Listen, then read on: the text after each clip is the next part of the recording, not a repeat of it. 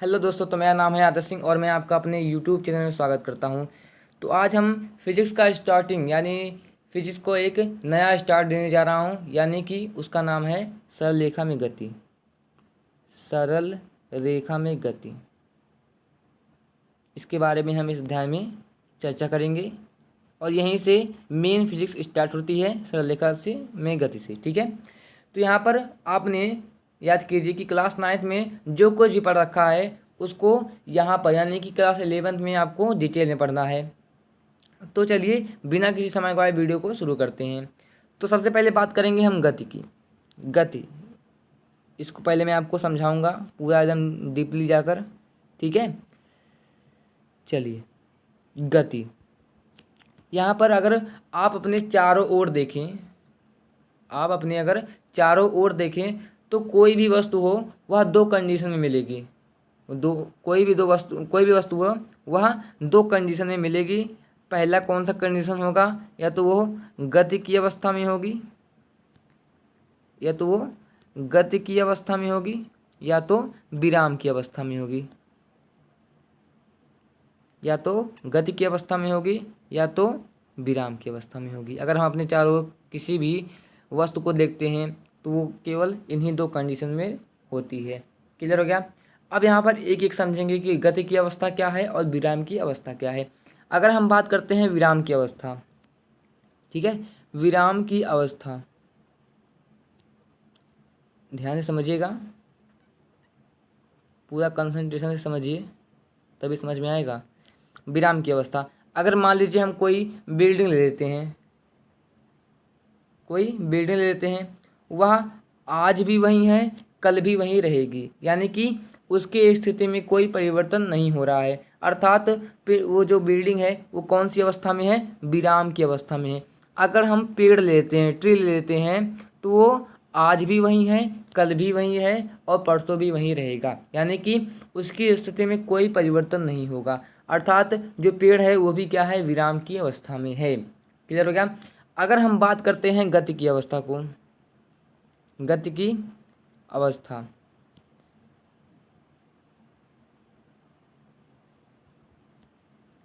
चलिए मैं खुद का ही एग्जांपल ले लूँ।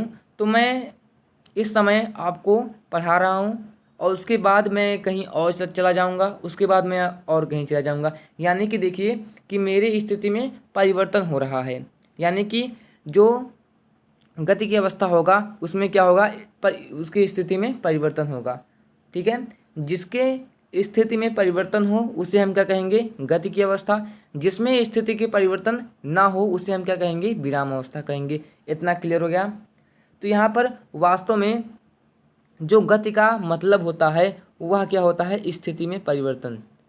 वह क्या होता है? स्थिति में परिवर्तन। बताने का केवल यही उद्देश्य था, गति में परिवर्तन।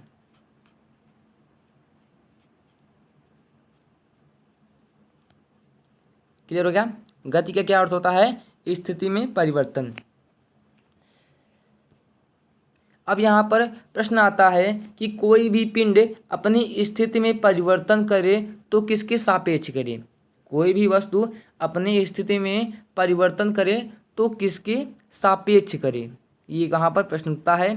तो मैं आपको बता दूं, फिजिक्स में किसी वस्तु के स्थिति के परिवर्तन के लिए जो हम इम्पॉर्टेंट सापेक्ष लेते हैं वह क्या है? समय है। यदि हम किसी वस्तु की स्थिति को करें तो फिजिक्स में सबसे महत्वपूर्ण सापेक्ष क्या है? समय है। क्योंकि जो ब्रह्मांड में हर चीज़ समय के सापेक्ष बदल रहा है, ब्रह्मांड में हर चीज़ समय के साथ बदल रहा है, परंतु समय किसी के सापेक्ष नहीं बदलता है। देखिए, समय के सापेक्ष हम लोग गति करते हैं या कहीं जाते हैं आते हैं, लेकिन जो समय है हमारे सापेक्ष नहीं बदलता कभी, वो एक निरपेक्ष होता है। यानी कि समय क्या हुआ? निरपेक्ष हुआ। इतना क्लियर हो गया कि किसी वस्तु की स्थिति में परिवर्तन को ही क्या कहते हैं? गति कहते हैं। और किसके सापेक्ष? समय के सापेक्ष। समय के सापेक्ष स्थिति में परिवर्तन को ही हम क्या कहते हैं? गति कहते हैं। अब हमने समय क्यों ही लिया? समय ही क्यों लिया? क्योंकि जो ब्रह्मांड में हर चीज़ है वह समय के सापेक्ष ही बदलती है और समय किसी के सापेक्ष नहीं बदलता है, यानी कि समय क्या हुआ? निरपेक्ष हुआ। क्लियर हो गया? अब यहाँ पर एक इम्पॉर्टेंट बात आती है कि कभी कभी हम समय के सापेक्ष किसी वस्तु की गति का एक्सप्लेन नहीं कर पाते हैं, कि हम समय के सापेक्ष किसी गतिशील वस्तु को एक्सप्लेन नहीं कर पाते हैं, किसी गतिशील वस्तु को एक्सप्लेन नहीं कर पाते हैं। तब हम उसके लिए क्या करते हैं? तो उसके लिए जो सापेक्ष लेते हैं वो क्या है? स्थिर पिंड होता है। जो सापेक्ष होता है वह क्या होता है? स्थिर पिंड होता है। नहीं समझ में आया? चलिए मैं आपको एक उदाहरण द्वारा समझाता हूँ। चलिए मान लीजिए ये कोई पोल है, ये कोई पोल है, खंभा मान लीजिए, ठीक है। और यहाँ पर ट्रेन जा रही है। ये क्या हो गया? ट्रेन हो गया। और ये क्या हो गया? पोल, यानी कि खंभा हो गया। क्लियर हो गया? अब यहाँ पर देखिए पोल कौन सी अवस्था में है? विराम की अवस्था में, विराम की अवस्था में, यानी कि विराम है। और ट्रेन क्या है? गति की अवस्था में है। अब हमने बताया, हम क्यों कह रहे हैं कि ट्रेन गति की अवस्था में? क्योंकि देखिए ये स्थिर है और हम इसी के सापेक्ष ट्रेन को बता रहे हैं कि गति की अवस्था में है। क्लियर हो गया?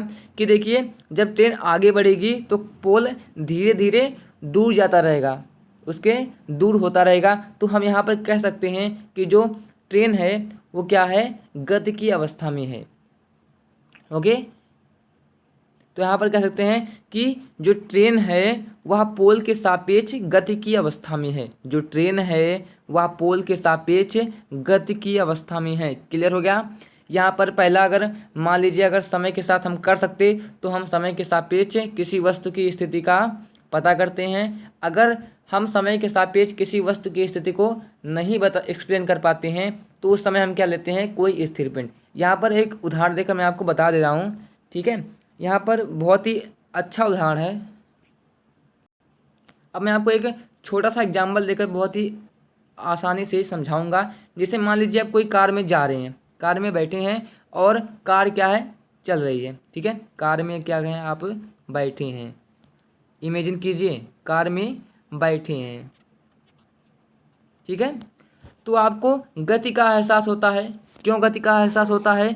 क्योंकि उसके आसपास, जैसे ये रोड है, यहाँ पे कोई कार जा रही है, आगे आगे बढ़ रही है, ठीक है। तो हमें गति का एहसास क्यों होता है? क्योंकि उसके सापेक्ष क्या है? विराम पिंड है, यानी कि जो ये क्या है? बिल्डिंग्स हैं, बिल्डिंग्स हैं, पेड़ है, पौधे हैं। तो हम यहाँ पर कह सकते हैं कि जो कार है वह विराम, यानी कि बिल्डिंग के सामने क्या है? गति की अवस्था में है। क्लियर हो गया? जो कार है वह बिल्डिंग के सापेक्ष क्या है? गति की अवस्था में है।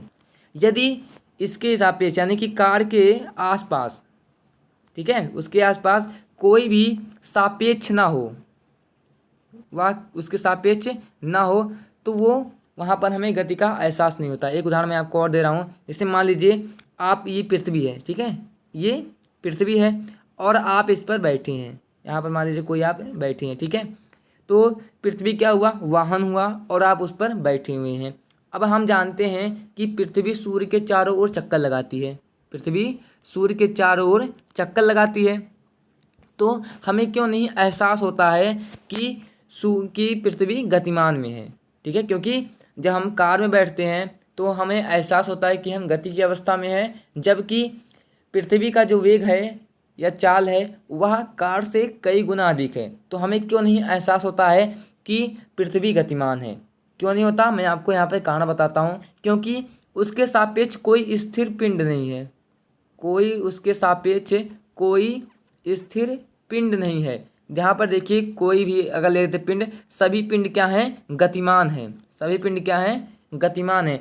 इसलिए हम पृथ्वी पर जब भी खड़े होते हैं तो हमें गति का एहसास नहीं होता है। उम्मीद करता हूँ आप लोग को समझ में आ रहा होगा कि यहाँ पर हम मान लीजिए कार रूपी वाहन में हम बैठे हुए हैं तो हमें गति का एहसास क्यों नहीं होता। यानी कार रूपी वाहन माने पृथ्वी, ठीक है, हम बैठे हैं तो हमें गति का एहसास नहीं होता। क्यों? अगर कोई पूछे आपसे क्यों नहीं होता है तो आप बताइए कि उसके सापेक्ष कोई स्थिर पिंड नहीं है, इसी कारण हमें गति का एहसास नहीं होता है। उम्मीद करता हूँ आप लोग को समझ में आ रहा होगा। चलिए इतना पोर्शन हो गया केवल गति का। गति में हमने मेन चीज़ बता दूं, मैंने आपको क्या क्या बताया कि किसी वस्तु का समय के सापेक्ष स्थिति में परिवर्तन को ही हम क्या कहते हैं, गति कहते हैं। गति को मतलब व्यक्त करने के लिए कोई सापेक्ष होना जरूरी है, या वो समय हो या स्थिर पिंड हो, दोनों में से एक ही होना चाहिए, तभी हमें गति का एहसास होगा। क्लियर होगा? अब उसमें कोई डाउट तो नहीं होगा आपको, ठीक है। अब चलिए इसके बाद हमारा टॉपिक आता है दूरी व विस्थापन। दूरी व विस्थापन, दूरी व विस्थापन, इसको अंग्रेजी में बोलते हैं डिस्टेंस, डिस्टेंस, और विस्थापन को बोलते हैं डिस्प्लेसमेंट, डिस्प्लेसमेंट। ओके, दूरी व विस्थापन, डिस्टेंस एंड डिस्प्लेसमेंट। तो यहाँ पे समझेंगे दूरी क्या है और विस्थापन क्या है। मैं आप दोनों को एक साथ में बताऊंगा तो आप अच्छी तरीके से समझ में आएगा। क्लियर? ठीक है, तो चलिए समझते हैं। सबसे पहले दूरी की बात करते हैं, ठीक है। दूरी क्या है, डिस्टेंस क्या है, ठीक है।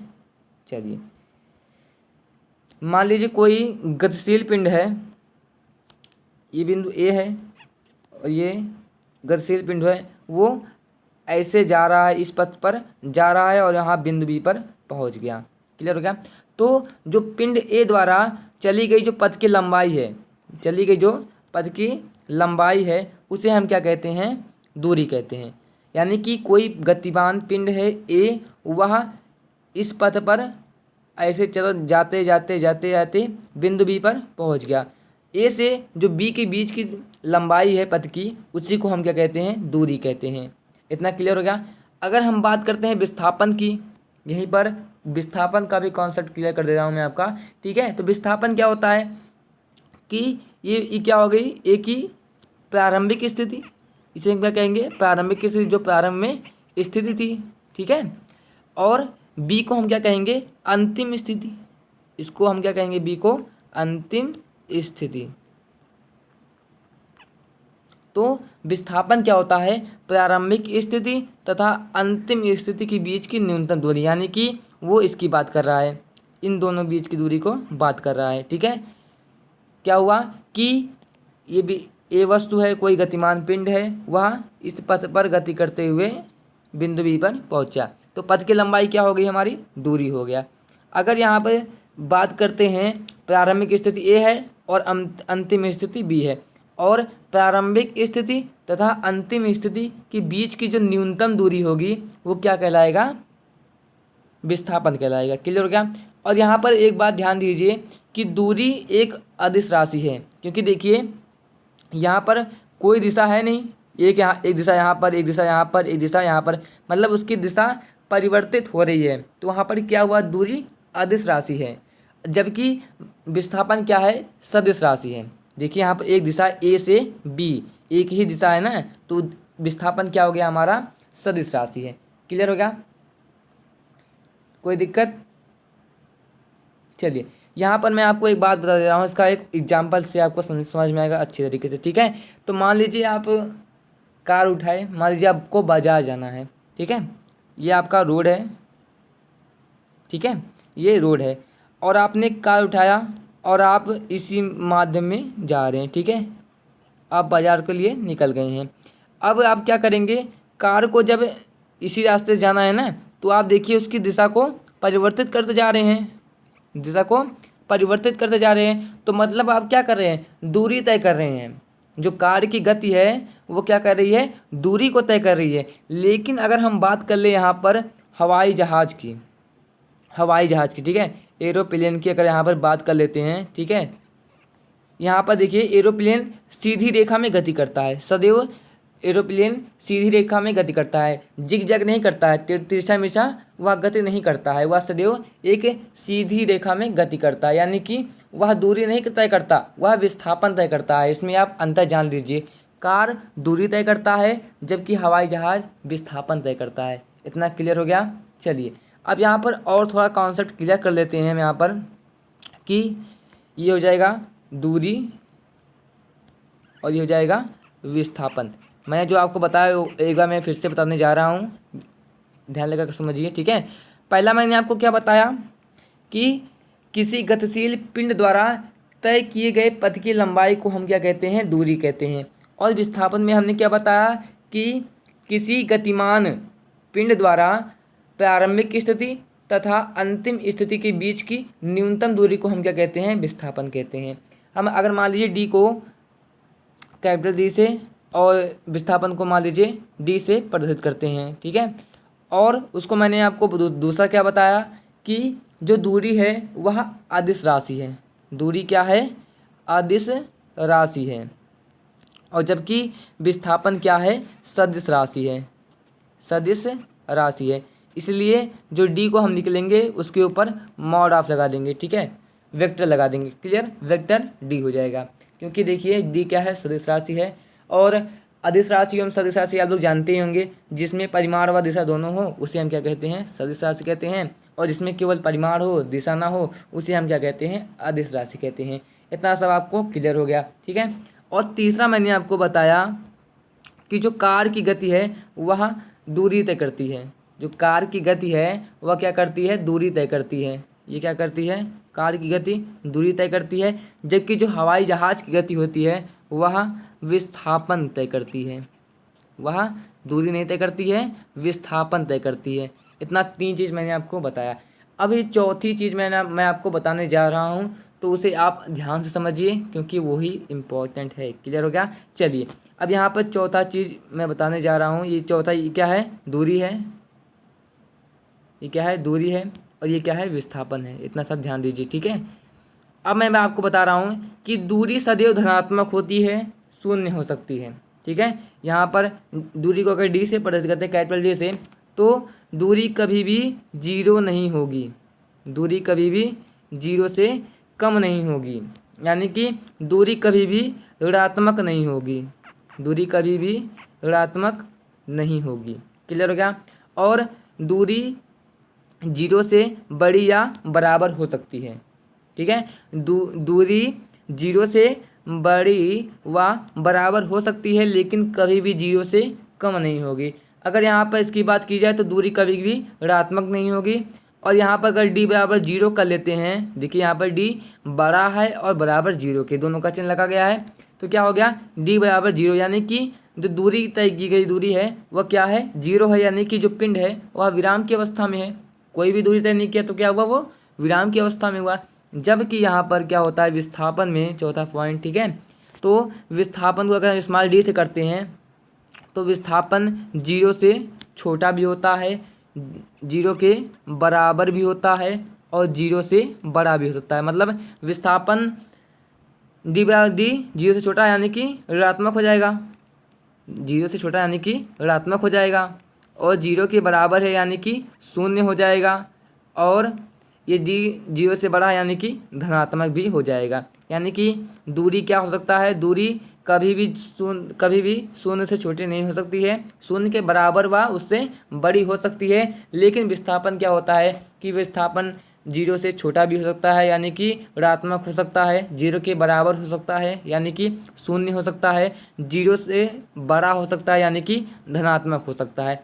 अब यहाँ पर आपका प्रश्न बनता है कि यहाँ पर देखिए जो ऋणात्मक विस्थापन है, धनात्मक और शून्य तो समझ में आ रहा है कि जो आगे बढ़ते हैं उसके बीच की न्यूनतम दूरी क्या हो गई, धनात्मक हो गई और शून्य हो गया, ठीक है।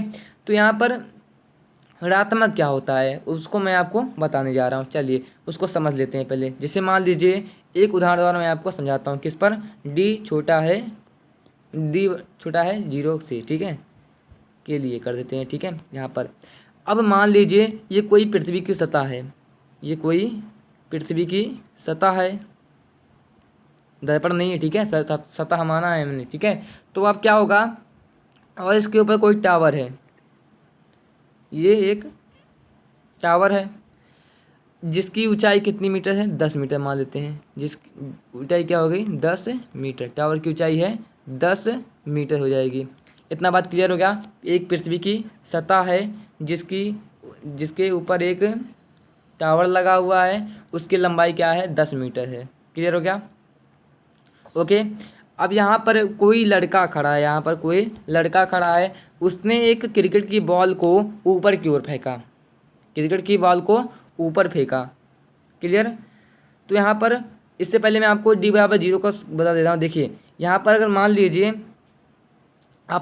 कोई दीवार है और किसी बॉल को आपने फेंका, और फेंकने के बाद जब गेंद वापस आएगी, आपने जिस स्थान से फेंका है उसी स्थान पर आपने गेंद को कैच कर लिया, तो वहाँ पर विस्थापन 0 हो जाएगा। क्योंकि अगर मान लीजिए आपको एक और उदाहरण समझाता हूँ, ठीक है। पहले डी बराबर 0 समझ लीजिए, तभी आपको इसका समझ में आएगा। क्लियर। तो डी बराबर 0 के लिए क्या होगा, अगर मान लीजिए आप ए से बी पहुँचे, उसके बाद बी से सी पहुँचे, और पुनः आप क्या आ गए, सी से ए आ गए। ए से बी गए, बी से सी गए, सी से ए आए। अब यहाँ पर आप देख रहे हैं कि जो अंतिम स्थिति ए और प्रारंभिक स्थिति भी ए हो गई, दोनों स्थितियाँ एक दूसरे पर ओवरलैप हो गई हैं, यानी कि जो विस्थापन है वह शून्य हो गया। देखिए यहाँ से गया ये, फिर यहाँ पर, ठीक है। अगर यहीं होता तो विस्थापन कुछ ना कुछ होता इसके बीच की दूरी, लेकिन पुनः यहाँ पर आ गया है, तो वहाँ पर विस्थापन क्या हो जाएगा, शून्य हो जाएगा। उम्मीद है आपको समझ में आ रहा होगा। चलिए अब यहाँ पर लड़के ने गेंद को ऊपर की ओर फेंका, गेंद यहाँ पर ऊंचाई तक गया, उसके बाद नीचे आएगा गेंद, ठीक है। उसके बाद गेंद नीचे मान लीजिए आया, गिरा, ठीक है। तो अब यहाँ पर देखिए जब गेंद यहाँ पर पहुँचेगा, इसकी प्रारंभिक स्थिति यही थी और अंतिम स्थिति क्या है, ये हो गई। क्लियर हो गया। प्रारंभिक स्थिति ये है और अंतिम स्थिति ये हो गई। तो यहाँ पर देखिए जब यहाँ इस लेवल पे पहुँचेगा तो उसका विस्थापन क्या हो जाएगा, डी बराबर क्या हो जाएगा, 0 हो जाएगा। डी बराबर 0 यानी कि विस्थापन शून्य हो जाएगा। अब यहाँ पर क्या होगा, जब ये पृथ्वी पर आकर टकराएगा, यानी कि इसकी दूरी, बीच की दूरी कितनी है, 10 है, 10 मीटर है। क्लियर हो गया। तो यहाँ पर उसके बाद ये जितनी दूरी तय करेगा, 10 मीटर की दूरी तय कर रहा है, यानी कि जो डी का मान क्या आ गया, -10 मीटर। जो विस्थापन आ गया क्या, -10 मीटर, यानी कि जो विस्थापन है वो क्या हो गया, ऋणात्मक हो गया। ओके, चलिए इतना बात क्लियर हो गया। चलिए अब यहाँ पर एक उदाहरण मैं आपको और समझाता हूँ। जैसे मान लीजिए कोई व्यक्ति है, यहाँ पर कोई व्यक्ति है, वह ए बिंदु से वी बिंदु पर पहुँचा, ठीक है। वी बिंदु से सी बिंदु पर पहुँचा, ए से बी, बी से सी। अब वह पुनः सी से बी, बी से ए जब पहुँचेगा तो उसका विस्थापन शून्य हो जाएगा, ठीक है, विस्थापन शून्य। और उसके बाद जब सी से मान लीजिए डी पहुँचा, ए से डी पहुँच गया, तब यहाँ पर जितनी जितनी दूरी होगी, ये दूरी इतनी पूरी, वो क्या होगा, ऋणात्मक में जाएगा। क्लियर हो गया। तो आप समझ में गए दूरी क्या होता है, विस्थापन क्या होता है। तो अगर दूरी की यहाँ पर बात की जाए, ठीक है, और दूरी मैं आपको समझा देता हूँ कैसे होता है।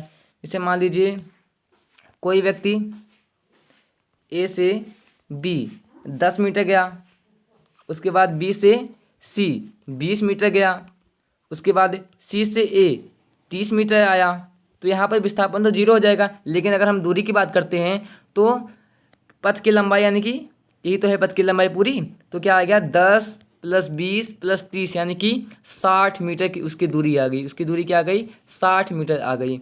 चलिए मैं आपको एक इसका क्वेश्चन सॉल्व कराता हूँ, कैसे कैसे क्वेश्चन पूछे जाएंगे। चलिए क्वेश्चन दिया गया है कि एक कण 2 मीटर व्यास के एक अर्धवृत्त पथ पर एक छोर से यात्रा आरंभ करके दूसरे छोर पर पहुंच जाता है। गणना कीजिए कण द्वारा चली गई दूरी और विस्थापन। ठीक है, तो यहाँ पर एक अर्धवृत्त है। अर्धवृत्त क्या है हमारा, ये है। मान लीजिए इसको ए मान लेते हैं, इसको बी, और इसका केंद्र क्या है, ओ है। और क्या कर रहा है कि 2 मीटर व्यास वाली, इसका व्यास कितना दिया गया है, 2 मीटर, यानी कि जो इसकी त्रिज्या आ जाएगी वह 1 मीटर इधर हो जाएगी, ठीक है, और 1 मीटर इधर हो जाएगी। क्लियर हो गया, व्यास क्या हो गया और त्रिज्या क्या हो जाएगी, 1 मीटर। तो अब क्या कह रहा है कि कण द्वारा चली गई दूरी, कण द्वारा चली गई दूरी, सबसे पहले हम दूरी निकालते हैं। दूरी क्या हुआ, कह रहा है कि एक छोर, यानी कि ए से वह बी तक पहुंच गया है, ए से बी तक पहुंच गया है। तो आपको क्या ज्ञात करना है कि दूरी, तो दूरी क्या होता है, पथ की लंबाई, यानी कि जो ये लंबाई इसने तय किया है उसी को हमें निकालना है। तो हम क्या जानते हैं कि जो वृत्त की परिधि होती है वह 2πr होती है, और वृत्त की परिधि 2πr होती है। लेकिन अर्धवृत्त है तो भागे 2 हो जाएगा, 2 से 2 कट गया, तो दूरी क्या हो जाएगा हमारा पाई आर हो जाएगा, क्योंकि परिधि क्या होता है, सूत्र परिवृत्त की परिधि बराबर 2 पाई आर। तो हमने अर्धवृत्त का निकालना है, तो 2 पाई आर इंटू अपान 2 हो जाएगा। तो 2 से 2 कट गया, बचा क्या, पाई आर। तो यहाँ से पाई आर का मान निकालिए, क्या आएगा, पाई का मान क्या होगा, 3.14 गुणे आर का मान क्या दिया गया है, 1 मीटर दिया गया है, यानी कि गुणे 1 बराबर क्या आ गया, 3.14 मीटर आ जाएगा। आंसर क्या आ गया हमारा, दूरी 3.14 मीटर आ गया। अगर हम यहाँ पर बात करते हैं विस्थापन की, अगर यहाँ पर विस्थापन की बात करते हैं तो क्या हो जाएगा कि इस मतलब प्रारंभिक स्थिति ए तथा अंतिम स्थिति बी के बीच की न्यूनतम दूरी, यानी कि ये पूरी दूरी पूछ रहा है। तो व्यास कितना दिया गया है, 2 मीटर। तो हमारा क्या आंसर आ गया इसका, 2 मीटर। तो चली गई दूरी कितना आ गया, 3.4 मीटर, और विस्थापन क्या आ गया, 2 मीटर। आपको ऐसे ही क्वेश्चन को सॉल्व करनी है। चलिए एक क्वेश्चन और देखते हैं। अगला क्वेश्चन दिया कि एक कण प्रारंभ में 3 मीटर पूर्व एवं 4 मीटर उत्तर की दिशा में चलकर अपनी पूर्ण यात्रा पूर्ण करता है। तो गणना कीजिए कण द्वारा चली गई दूरी और दूसरा कण का विस्थापन हुआ। ठीक है, तो यहाँ पर सबसे पहले अब मैं आपको दिशा बता देता हूँ कैसे होता है। ठीक है, ये के प्लस का चिन्ह होता है, इधर पूरब होता है, इधर पश्चिम होता है, इधर क्या होता है, उत्तर होता है, और इधर क्या होता है, दक्षिण होता है। पूरब इधर जाएगा, पश्चिम इधर जाएगा, उत्तर ऊपर जाएगा और दक्षिण नीचे जाएगा। क्लियर हो गया। तो यहाँ पर क्या कह रहा है कि क्या कह रहा है, 3 मीटर पूर्व की ओर, 3 मीटर पूरब की ओर जा रहा है। तो पहले यहाँ पर मान लीजिए कोई, देखिए मिनट, पूरब की ओर जा रहा है, ए बिंदु मान लीजिए ए, कण पूरब की ओर 3 मीटर, यानी कि रुकिए थोड़ा उत्तर है ना, यहाँ पर समझने में थोड़ा दिक्कत है। यहाँ पर देखिए एरिया है ये, और ये कितने मीटर पूरब की ओर, 3 मीटर पूरब की ओर जा रहा है, यानी कि इस दिशा में जा रहा है, बी तक पहुंचा। अब कह रहा है कि फिर 4 मीटर उत्तर दिशा की ओर, 4 मीटर उत्तर दिशा में चल के, उत्तर क्या होता है, ऊपर की होता है। ठीक है, उत्तर दिशा कितना मीटर, 4 मीटर की चला। ठीक है, अब क्या कह रहा है, अपना यात्रा पूर्ण कर लेता है, यानी कि यहाँ पर इसकी यात्रा पूर्ण हो गई। सी क्या हो गया, हमारी अंतिम स्थिति हो गई। क्लियर हो गया। तो सबसे पहले हम कण द्वारा चली गई दूरी, यानी कि तो पथ की लंबाई है उसे हमें ज्ञात करना है। तो क्या कह रहा है कि ए बी 3 मीटर और बी सी 4 मीटर, तो दूरी क्या हो गई हमारा, कुल दूरी पथ की लंबाई कितनी है, 3 + 4, यानी कि 7 मीटर। क्लियर हो गया, 7 मीटर हो गया दूरी। अगर हम यहाँ से हम विस्थापन निकालते हैं, विस्थापन क्या होता है हमारा कि प्रारंभिक स्थिति ए और अंतिम स्थिति सी के बीच की न्यूनतम दूरी। ठीक है, ए से सी के बीच की हमें दूरी ज्ञात करनी है। तो पाइथागोरस प्रमेय से प्रयोग निकाल दीजिए, सीधे आएगा क्या, 5 मीटर आ जाएगा। पाइथागोरस प्रमेय का आप सूत्र का प्रयोग कर दीजिए, 5 आएगा। क्लियर होगा। तो विस्थापन हमारा क्या आ गया, 5 मीटर आ गया। तो इसी तरह से हम आप यहाँ पर क्वेश्चन को सॉल्व करेंगे। चलिए, अगर आपको ये वीडियो अच्छी लगती हो, वीडियो को लाइक कर दीजिए और यहाँ वीडियो को ज़्यादा से ज़्यादा शेयर कीजिएगा। और यहाँ पर मैं आपको कुछ क्वेश्चंस करवाऊँगा, यानी कि आपको आपके ग्रुप में क्वेश्चन भेज दूँगा, या आप जाकर डिस्क्रिप्शन में वहाँ से क्वेश्चन का PDF डाउनलोड कर सकते हैं। ओके, तो फिलहाल के लिए धन्यवाद। चलिए, और यहाँ पर एक और सूचना मैं आपको दे देता हूँ कि आपकी मैथ्स की क्लासेस जस्ट इसके बाद चालू होगी। जो मैथ्स की क्लासेस है जस्ट इसके बाद शुरू होने वाली है। कल की वीडियो में मैंने आपको बता रखा है। तो चलिए, वीडियो के लिए धन्यवाद।